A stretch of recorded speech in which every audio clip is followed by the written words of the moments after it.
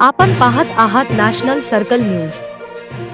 दिनांक 14 एप्रिल रोजी भारतातच नव्हे तर इतर देशातही विश्वरत्न डॉक्टर बाबासाहेब आंबेडकर यांची जयंती मोठ्या उत्साहात साजरी करतात।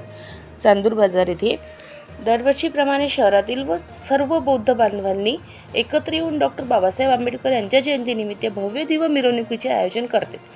तसेच शहरातील इतर समाजातील लोकांनी सुद्धा यामध्ये सहभाग घेऊन डॉक्टर बाबासाहेब आंबेडकर यांच्या जयंतीनिमित्त एकमेकांना शुभेच्छा दिल्या।